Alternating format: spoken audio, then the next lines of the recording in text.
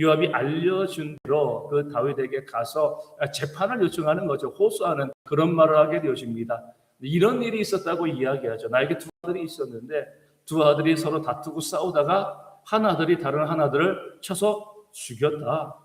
율법에 의하면 살인한 자는 어떻게 돼요? 이 생명은 생명입니다. 살인한 자는 그 생명을 잃을 수밖에 없는 거죠.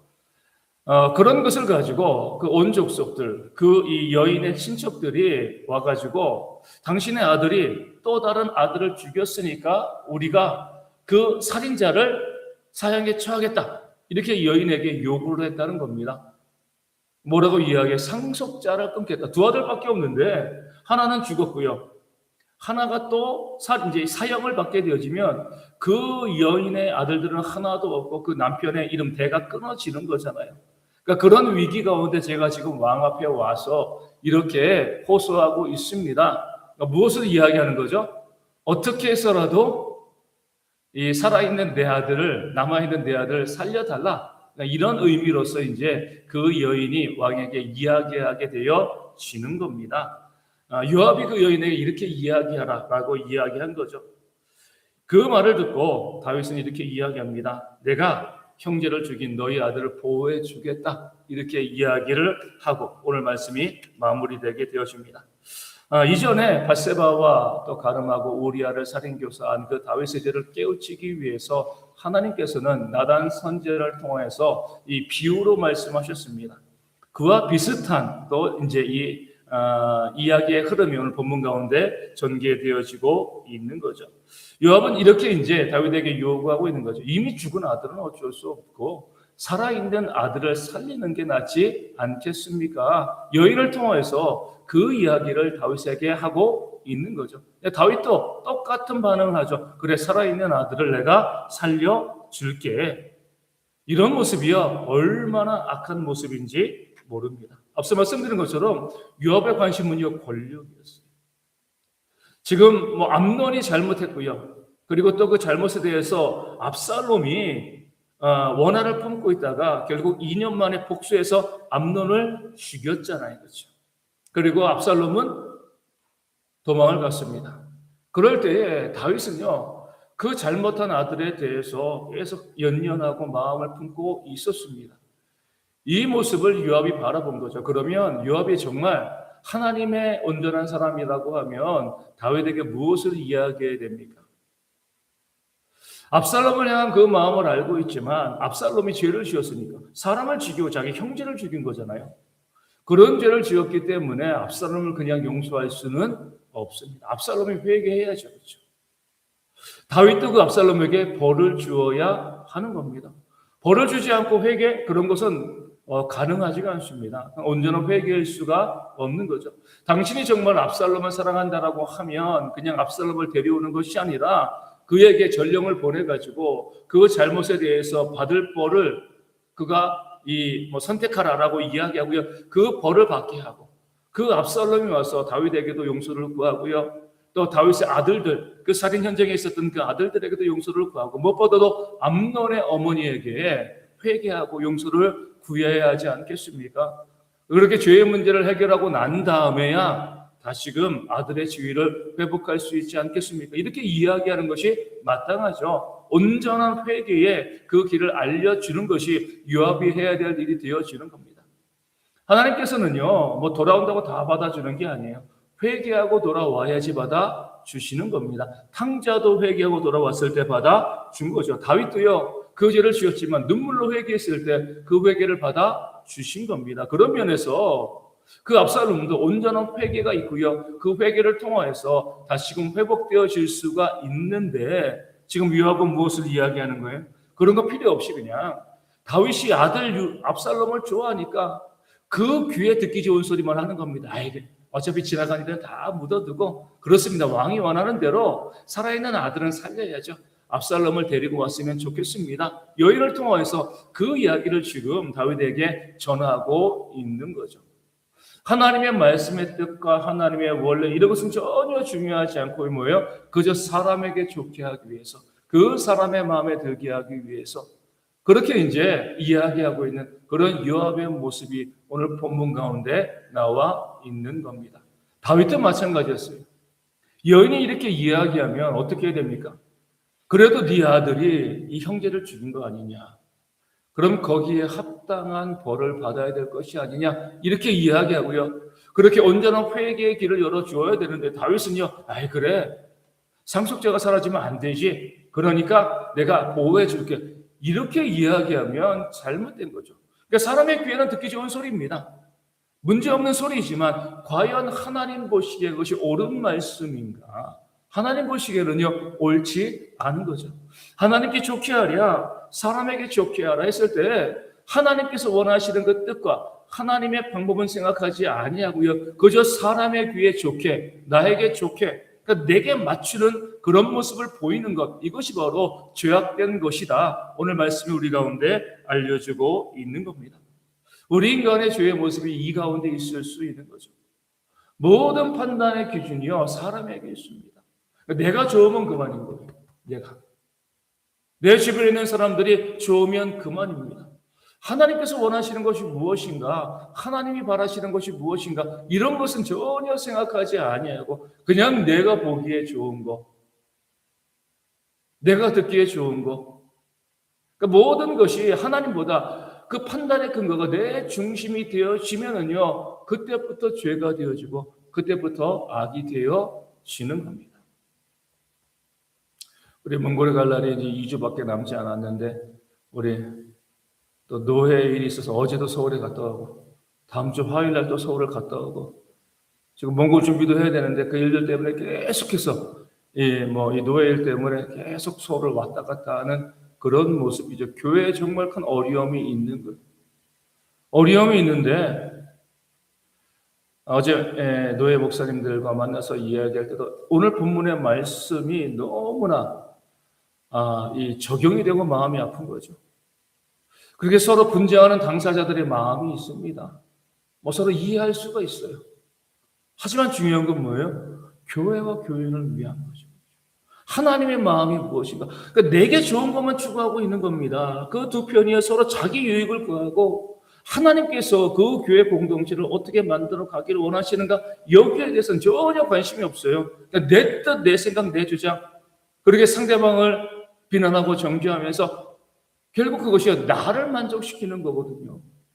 교회 공동체를 바라보면 내가 좀 죽고 나를 부인하고 그냥 그것을 덮어두고 또 이해하고 용납하면 되는데 그렇게 하지 않고요. 계속 비난하고 공격하고 누가 손해를 보는 거예요? 하나님의 교회가 무너지는 거죠.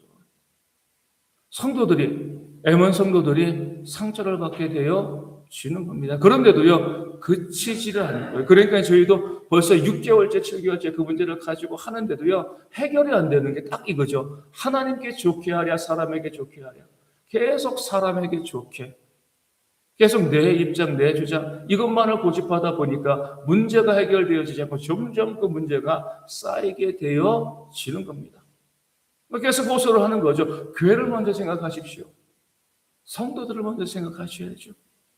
교회 성도에 대한 생각은 하나도 없이 그냥 자기들의 주장들, 자기의 생각들을 가지고요.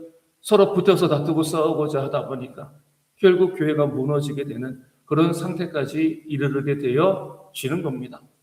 말씀에 있는 것처럼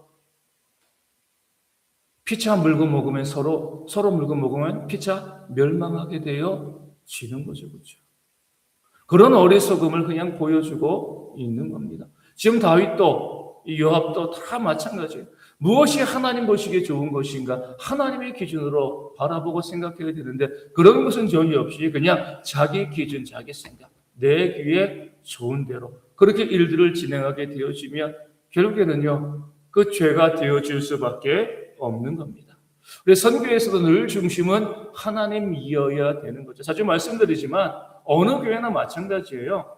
이 선교를 진행함에 있어서 교회 선교뿐만이 아니죠. 교회 어떤 일을 진행함에 있어서 다들 뭐예요? 찬성하는 사람들도 있고요. 반대하는 사람들도 있습니다. 그럴 때 우리는 이것이 정말 하나님이 보시기에 어떠한 모습인가? 하나님께서 어떤 것을 원하시는가? 하나님 기준으로 생각을 해야 되는 거죠. 내가 보기에 좋고 싫고 이것이 아니라 하나님께서 복음을 증거하는 것, 선교하신 것에서 어떻게 생각하시는가 바라보고 거기에 내 생각을 맞춰봐야 되는데 내가 보기에는 이렇게 하다 보면은요 그것이 죄가 되어질 수가 있는 겁니다. 자꾸 사람들에게 만족을 주고 특별히 나 자신에게 만족을 주려고 하면 안 돼요. 우리 주님께서 우리 가운데 원하시는 길은 뭐죠? 나를 부인하고 내 십자가를 지고 주님을 따르는 겁니다. 그렇죠? 철저히 나 자신을 부인하고요. 하나님을 위해서, 공동체를 위해서 내 스스로 헌신하고 수고하는 그런 삶이 있을 때 하나님의 일들이 이루어지게 되어지는 겁니다.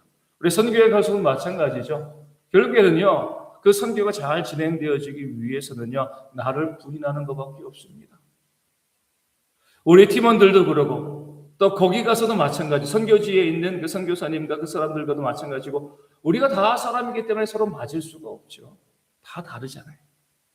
그럴 때 나에게 좋게 하면, 나에게 맞춰주길 바라면은요, 그러면은요, 힘들고 어려울 수밖에 없는 거죠. 내가 좀 더 무거운 짐을 진다 할지라도 그 공동체를 생각해 나가고, 그 선교지를 생각해 나가는 그런 모습이 있게 되죠. 지난주에도 저희가 선교 모임을 하면서 그렇게 이야기를 했습니다. 우리 선교팀 모임을 하면서도. 결국에는 우리의 입장과 선교사님의 입장이 다를 수도 있지만 그래도 어때요? 우리가 그쪽에서 말씀을 증거하시고 복음을 증거하신 분은 선교사님이기 때문에 선교사님께 맞춰 주는 겁니다. 그러니까 나에게 좋게, 우리는 이런 입장인데 나에게 좋게 하다 보면은요 서로 갈등이 생겨지고 복음이 온전히 증거되어지지 못하는 거죠. 그게 진리를 벗어난 진리의 문제라고 하면 우리가 좀 다투고 싸울 수도 있지만 진리의 문제가 아니라고 하면 나를 좋게 하는 것이 아니라 하나님의 그 큰 사역을 위해서 헌신하고 수고하고 애쓰는 그런 모습이 우리 가운데 있을 때 복음의 놀라운 역사가 일어나게 되어지고요. 그것을 통해서 하나님의 은혜가 그 땅 가운데 임하게 되어지는 거죠. 우리 모든 성도들도 마찬가지입니다. 우리 보내는 교회는요, 선교팀을 어떻게 보내야 돼요? 선교팀을요, 기분 좋게 보내주셔야 되는 거예요. 그렇죠? 그래야지 가서 사역을 잘하지 않겠습니까? 기분 좋게 보내주지 않으면, 나는 내 생각은 그렇게 해서 그렇게 이야기하고 말할 수 있지만, 전체의 큰 틀에서 하나님이 보시기는 어떻겠어요? 그것이 과연 합당한 것인가? 그 하나님의 사역을 무너뜨리는 일이 되어질 수가 있는 거죠. 내 생각, 내 주장, 이런 것들, 내 마음들, 그러니까 나에게 좋게 하려고, 사람에게 좋게 하려고, 이런 모든 것을 다 내어버리고요. 하나님께 좋게 하는 것, 하나님이 원하시는 것, 하나님이 뜻하시는 것, 거기에 초점을 맞춰가게 되었을 때, 복음의 귀한 역사가 우리 가운데 일어나게 되어질 줄로 믿습니다. 이 선교뿐만이 아니라, 우리의 삶에는 모든 일들도 마찬가지죠. 저도 이제 잘 못하는 부분이기는 하지만 그러잖아요. 예전에 어떤 분이 그 동영상이 정말 이제 제 마음을 참 부끄럽기도 하고 그리고 이제 또 많은 도전을 주었습니다. 아내가 남편이 오기를 기다리고 있는데 남편이 이제 보니까 차가 와 있더라고요. 창밖에 남편이 이제 있는데 전화를 받고 있는데 막 화가 너무 난 거예요, 남편이. 회사 일 때문에 전화를 받는 것 같은데 그 회사 일이 너무나 힘들고 어려우니까 너무나 화가 나가지고 그것 때문에 막 거기서 막 차도 내리치면서 위에서 내려다 보는 아파트에서 남편의 그런 모습이 보이는 거야. 너무 지금 힘들구나 지금. 그 회사 일 때문에 내 남편 너무 힘들구나. 그리고 이제 그 남편이 이제 전화를 끝내고 집으로 딱 문을 열고 딱 들어오는 거예요. 남편의 표정이 어땠을까요? 어떤 표정이었을까요? 딱 문을 여는데 세상 그렇게 환한 표정일 수가 없는 환한, 밝은 표정. 너무 힘들지만 뭐예요? 내 가족에게 내가 좋은 모습을 그러니까 자기에게는 자기를 철저히 부정하는 거예요. 그렇죠? 내 가족에게 내가 그렇게 회사에서 아무리 스트레스 받고 힘들고 어려워도 그런 표정으로 내가 가족에게 다가가는 거. 이것은 그러니까 가족을 위해서는 옳지 않은 거죠. 나를 위해서는 그렇게 할 수 있지만 그 두 표정이 대비되어 있는데, 야, 그래, 맞아. 철저히 자기를 부정을 하고 그 가족이라는 공동체를 위해서, 가족에게 좋게 하기 위해서 그런 모습을 보이는 그 이 남편, 누군지 모르죠. 영성에 나와 있는 사람이니까, 그래, 지혜로운 사람이다 라는 생각을 하게 되었습니다. 물론 저도 그것을 보고도 그렇게 잘 못합니다. 그런 부족함이 있긴 있지만 우리 마찬가지예요. 그 공동체를 위해서, 하나님을 위해서 어떻게 하는 것이 정말 하나님 보시기에 좋은 건가, 유익한 것인가. 선교에서도, 또 선교를 보내는 교회에서도, 우리의 삶의 모든 현장에서도 내게 좋은 것, 내게 유익한 것이 아니라 하나님 보시기에 좋은 것, 하나님께 유익한 것이 무엇인가 바라보면서 거기에 초점을 맞추면서 우리가 살아갈 때 하나님께서 우리 가운데 부어주시는 큰 은혜의 역사가, 또 회복의 역사가 우리에게도, 또 이 공동체 가운데도 임하게 되어질 줄로 믿습니다. 그런 지혜가 우리 가운데 있을 수 있도록 위하여 기도하여 주시고요.